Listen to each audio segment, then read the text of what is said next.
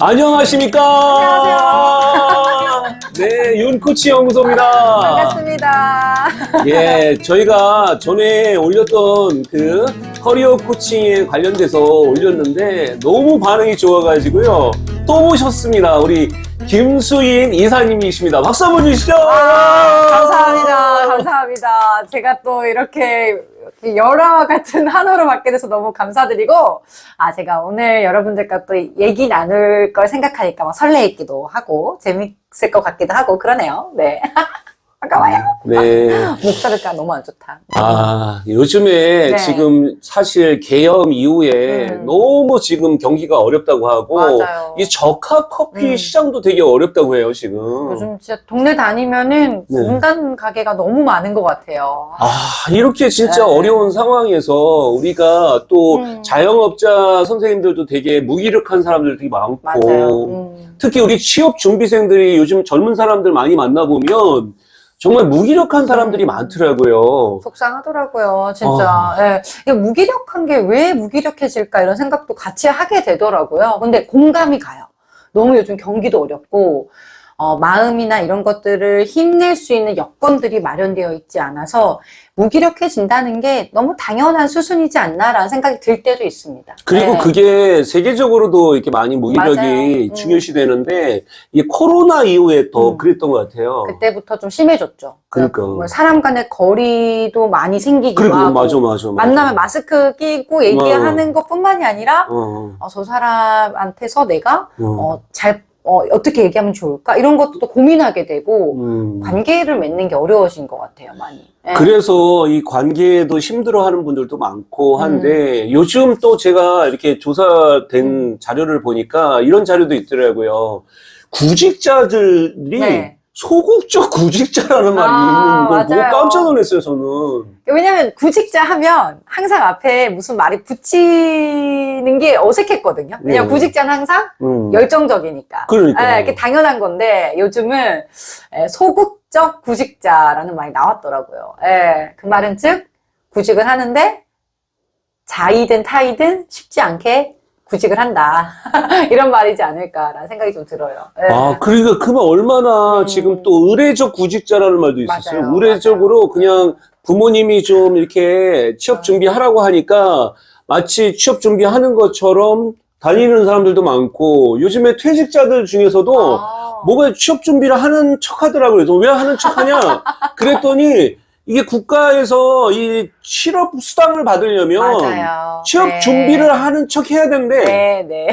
그러다 보니까 이게 의례적 구직자들이 엄청 많은 거예요. 왜냐면 저희가 강의를 나가다 보면 이제 그런 의례적 구직자들이 모여질 수밖에 없는 곳에 강의를 가요. 왜냐면 거기에는 이제 무조건 우리 학생분들이나 청년분들이 강의를 들어야지만 수당도 나오고 돈도 받고 뭐 이것저것을 받을 수 있어, 혜택을. 그러니까 출석률은 채워야 되고 제 강의는 듣고 있는데 마음은 콩팥으로 가 있고 이런 분들을 좀 많이 만나죠. 저도 볼 때마다 좀 속상하긴 한데 그런 분들이 왜 그런 고민을 할까부터 좀 고민을 해봐야 될 것 같아요. 그러니까 단순히 취업하기 싫어 이게 아니라 어쩔 수 없이 무기력해진 것 같아요. 그분들도. 그것들에 대해서 좀 얘기를 나누는 게 저희가 더 중요하지 않을까, 코치로서. 그래서 현상은 어차피 무기력한 구직자가 많은데 지금 맞아요. 이들을 이 무기력함에서 벗어나서 어떻게 기력을 채워줄 수 있을까? 맞아요. 그동안에 이제 우리 코칭 경험을 통해서 서로 그 부분에 대해서 네. 한번 포인트를 좀 잡아주면 많은 분들에게 도움이 될 것 같습니다. 맞아요. 어떠세요, 우리 이사님은요? 네. 제가 만난 분들은 대부분이, 무기력해진 이유가, 사실 이런 것 같아요. 정신적인 걸 떠나서, 먹고 사는 데는 큰 지장이 없는 분들이 좀 많았어요. 쉽게 말하면 밥 먹는데, 용돈도 부모님한테 얻어서 쓰시는 분들도 있고, 아니면 국가에서 이런 지원금을 잘 받아가지고, 한 달에 50만 원, 100만 원씩 잘 챙겨서 살다 보니까, 먹고 사는데 지장이 없는 거예요. 그러니까 내가 일을 왜 해야 되는지에 대한 그런 근본적인 생각도 할 필요성도 안 느껴지고, 내가 돈을 벌기 위해서 밖으로 나가야지? 이런 생각을 못 하다 보니까 어떤 물질적인 목적을 위해서 돈을 버는 어떤 동기부여가 많이 적어진 것 같아요. 그래서 내가 꼭 일을 해야 되나? 지금 뭐 밥 먹는데 지장 없는데? 이런 생각도 하고. 아니면 내가 꼭 일을 꼭 해야지만 행복한가? 나 지금 괜찮은데? 이런 친구들도 좀 많이 봤고요. 근데 거기서도 좀 친구들을 만날 때마다 어떤 이야기를 해줘야 될까 고민을 많이 했죠. 예. 근데 이제 그런 분들한테는 다른 이야기를 하는 것 같아요. 뭔가, 일에 대한 의미나 이런 것들을 돈만 보지 말고 조금 정서적인 거나 성취감이나 이런 것들을 느낄 수 있는 기회로 삼아라 라고 얘기를 해주는 편인 것 같아요. 예. 좀 어떻게 생각하세요? 제 얘기를 듣고. 진짜 맞는 얘기고, 최근에 이제 제가 채용 트렌드 2025에다가도 얘기한 것 중에 하나가 미니풀 라이프라는 부분이 많이 뜨고 있어요. 이것 중에 하나가 저희가 이제 선진국으로 가다 보니까 맞아요. 어느 정도 물질적인 거는 어느 정도 자기가 가져가는데 이제 정신적인 거나 의미를 찾기 시작하는 거죠. 네. 근데 그 의미라는 것도 어떤 게 먼저 와야 되나 저는 이렇게 생각하거든요. 흥미가 있어야지 의미까지 갈 수 있어요. 근데 흥미가 없으면 의미까지 찾기가 어렵습니다. 네네네. 그러니까 흥미에서 또 하나가 중요한 게 재미가 있어야 돼. 맞아요, 맞아요. 근데 흥미만 갖고 있고 재미가 없어. 그러면 오래 못 가요, 그것도. 그래서 처음에 우리가 진로를 할 때 흥미 이론을 많이 하잖아요. 맞아요. 뭐 리아색이라고 해서 홀랜드 이론을 많이 이야기하는데 그런 것처럼 흥미에 관련된 부분을 이야기하고 그것들이 어떻게 재미로 이게 연결되는지 연결되는가. 그리고 재미에서 끝나지 말고 그 재미가 어떻게 우리가 의미로 가는지 이게 산미 슈퍼스타즈예요 이게. 그런데 우리가 산미를 놓치는 거예요 자꾸. 산미. 그렇구나. 흥미, 흥미, 그 다음에 재미, 재미, 그 다음에 의미. 의미. 너무 이렇게, 좋은데요? 이렇게 우리가 찾는 것도 되게 중요하다라는 맞아요. 생각이 듭니다. 요즘 친구들한테서도 저도 이렇게 약간 연결해서 얘기를 할 때, 전 좀 현실적으로는 얘기를 많이 해주는데, 그러니까 아이들이 꿈이 없는 게 아니라, 꿈을 꾸는 방법도 까먹은 것 같아요. 네, 그러니까 꿈이 있어요. 꿈이 있는데, 너무 이제 요즘 SNS라는데 비교도 많이 되고, 채용 시장도 너무 줄어들었고 하니까 내가 거기 갈 수 있을까? 못 갈 거야 라고 하면서 자연스럽게 단념하는 거. 그래서 이제 구직 단념이라는 말도 나오는 것 같고, 물어보면 사실은 깊은 마음에 그 의미도 찾아본 적도 있고, 아니면 혹은 흥미가 있었던 것도 있고, 그런 어떤 내면에 그 철갑을 두른 것처럼 꽁꽁 막 이렇게 싸매져 있는 그 알맹이가 있기는 하더라고요. 몇몇 친구들은. 그래서 그 친구들한테는 이제 그거를 깨는 작업이, 저희 코치들이 꼭 해야 되는 일인 것 같아요. 근데 그러려면은, 먼저 첫 번째로는 당연히 라포 형성이 정말 잘 되어야 되고, 이들한테 두 번째로는 그냥 흔한 말만 하는 게 아니라, 조금은 그들의 편에 서서 내가 너를 정말 이해하고 너의 입장을 너무 고려한다라는 태도가 이들한테는 너무너무 중요하더라고요. 그러면 어떨 때 갑자기 마음을 확 열어서 사실은요 제가 이러면서 얘기를 해요. 제가 원래 음악을 하고 싶었는데요. 아니면 저는 원래 뭘 하고 싶었는데요. 이제 거기서부터 이제 이런 코치님이 말씀하신 그 산미가 송송송 나오면서 코칭이 되지 않나라는 생각이 좀 드는 것 같아요. 진짜 그게 어떻게 보면 그 지인용이라는 말이 있어요. 지라는 것은 뭐냐면 지혜를 갖는 거죠, 우리가. 그러니까 지식을 가지고 경험을 생각하는 게 지혜고, 인이라는 것은 측은지심을 가져야 돼. 인이라는 게 있어야지 상대의 측은지심을 우리가 알 수 있고, 용이라는 것은 용기를 두려워하지 않고 내가 용기를 가져야 되는데 그런 용기가 좀 부족한 사람들이 요즘에 많은 것 같아요. 맞아요. 그리고 그 용기가 나를 위한 용기가, 나를 위해서 하는 거는 용기를 내기가 쉽지 않아요. 오히려 나를 위한 게 아니라 우리나라를 위해서, 우리 집단을 위해서 내가 뭔가 할 때 그때 그 용기가 더 커지더군요. 너무 맞는 말 같아요. 그리고 우리 가족을 위해서 내가 뭘 한다고 생각해 보세요. 그러면 그게 굉장한 용기가 생깁니다, 사람이. 그래서 그런 것처럼 내가 언제 용기를 낼 건가 우리가 생각해 보는 것이 되게 중요해요. 너무 좋은 것 같아요. 맞아요. 왜냐하면 요즘 만난 청년분들도 내가 언제 용기를 낼 수 있을까? 언제 내가 이걸 했을 때 성취를 얻을 수 있을까를 생각한다면 그 목적이 나한테만 있는 게 아니라 어떤 분들은 진짜 저는 진짜 우리 가족을 위해서요. 이런 분들도 있고, 그리고 또 본인이 스스로 내가 왜 일을 할까를 고민하다 보면 결국엔 나만을 위한 건 아닌 것 같아요. 결국엔 내가 만나는 사람들, 그리고 나의 가족들, 또 정말 심지어 내가 키우는 우리 반려견, 네, 밥값을 벌기 위해 뭐 이런 친구들도 있으셨거든요. 그런 것처럼 저희 코치 또한 이렇게 코칭을 할 때 그 사람을 위해서 용기를 내야 되는 것도 맞지만 우리 구직자분들도 충분히 셀프 코칭을 하면서 내가 누구를 위해서 용기를 낼 수 있는가를 생각해 본다면 좀 답을 찾아가는 데 도움이 될 것 같아요. 많이. 네. 좋은 얘기 같아요, 정말. 그래서 그런 것들 우리가 생각해 봐야 되고, 또 하나 이제 우리가 알아야 될 것 중에 하나가 대부분 동기라고 하면 그 네. 동기를 내적 동기, 외재적 동기 뭐 해서 이렇게 두 가지로만 구분하는 경우가 있어요. 근데 그거보다 우리가 성과를 얘기할 때 동기가 중요한 게 직접 동기와 간접 동기라는 게 있습니다. 근데 직접 동기라는 건 뭐냐면 내가 즐거움을 가질 때 직접적인 동기가 생겨요. 그렇죠. 그래서 내가 호기심을 가지고 어떤 거를 덕질을 좀 해야 돼. 덕질을 이렇게. 덕질, 예. 덕질 좋아합니다. 덕질을 해서 맞아요. 거기서 즐거움을 얻다 보면 내가 배우고 싶지 않아도 계속 호기심이 생기니까 배워요. 제가 이때껏 뭔가 배우겠다는 생각보다 저는 그냥 마음이 땡기면 가서 공부를 계속 했어요. 그러다 보니까 그냥 그게 계속 쌓이다 보니까 어느 틈에 이게 쌓이기 시작하더라고요. 그래서 덕질이라는 게 정말 중요하다. 그래서 요즘 아이들이 뭐라고 하냐면 덕업일치라는 말이 있어요. 맞아요. 많이 쓰더라고요. 그래서 자기가 즐거움을 추구하는 것이 제일 중요하고 우리 동양에서는 이걸 지호락이라고 했어요. 지호락.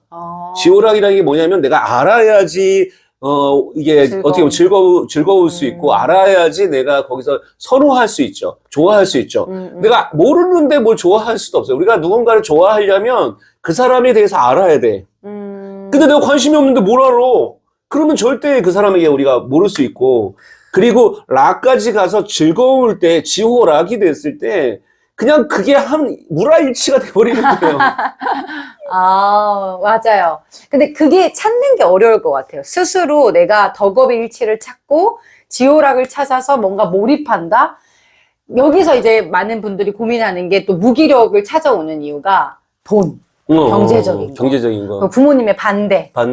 그리고 뭐 세상의 사회적 편견. 이런 것들 때문에 딱 방해를 하기 시작하는 거죠. 근데 또 저의 경우는 전 나름 좀 이상이 높았어요. 내가 근데 이걸 한다고 해서 정말 성공할 수 있을까? 저기 위에 계시는 분들처럼 내가 갈 수 있을까? 이런 것들에 대한 저 내면적인 어떤 자존감, 이런 문제도 충분히 무기력을 줄 수 있는 요인들이 되는 거죠. 그래서 저도 얘기를 들으면서 그 덕업일치로 가기 위해 어떤 부분에서 나를 무기력하게 만들까? 무엇이 날 무기력하게 만들고 있는가를 조금 객관적으로 직면하는 것도 되게 중요한 것 같아요. 뭐 돈이면 돈인지, 부모님의 반대면 반대인지, 아니면 뭐 내가 학벌이면 학벌인지, 어떤 무기력함이 나에게, 어떤 것이 나를 무기력하게 만드는지, 그거를 알고 이제 객관적으로 그거를 이제 내가 개선할 수 있는 용기가 정말 필요하지 않을까라는 생각이 좀 드는 것 같아요. 그러니까 이 무기력에 대한 원인을 그냥 표면적인 원인이 말고 우리가 이게 이 심층적인 원인을 찾아야 되더라고요. 그러니까 겉으로 드러난 원인들보다 우리가 그 밑바닥 질문해보고 Y3Y 기법으로 해서 계속 질문하다 보면 이게 사실 우리가 잘못하면 지금 우리 사회가 점점점 지금 무기력이 하나의 많은 조직 안에서도 무기력이 많이 오다 보니까 요즘은 조용한 퇴사도 많이 얘기하잖아요. 조용한 퇴사. 네, 가만히 있다가 가신다고 하더라고요. 가만히 있다가 갑자기 떠나. 그러니까.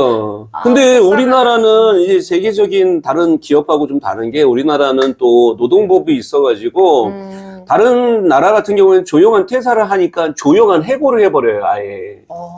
근데 우리나라는 사실 그렇게 조용한 해고를 하기가 많이 법적으로도 많이 힘든 부분이 있어서 뭐 지방으로 돌린다든지 뭔가 그 사람에게 책상을 빼버린다든지 뭐 여러 가지 압박을 해가지고 빼려고 하는데 그게 쉽지가 않은 거예요. 그러다 보니까 아예 자리가 없고 직무도 안 주는데도 계속 나와가지고 버티고 1인 시위하고 막 그런 사람들도 많더라고요. 그래서 정말 어떻게 보면 우리가 이 무기력에 빠진 사람들, 지금 조직 안에 계시든 아니면 구직자든 우리가 어떻게 보면 이 부분들에 대해서 사회적 문제이기도 하지만 내가 나 자신에게도 한번 질문을 해봐야 돼요. 맞아요, 맞아요. 네. 저도 사실 코로나 이전하고 이후하고 보면 상당히 제 모습이 아닌 모습이 많이 드러나더라고요, 이렇게. 왜, 어떤 모습이 드러나냐면 저는 이제 오프라인 중심으로 일을 많이 해왔는데 온라인으로 이제 강의도 하고 온라인으로 하니까 너무 강의가 쉬운 거예요.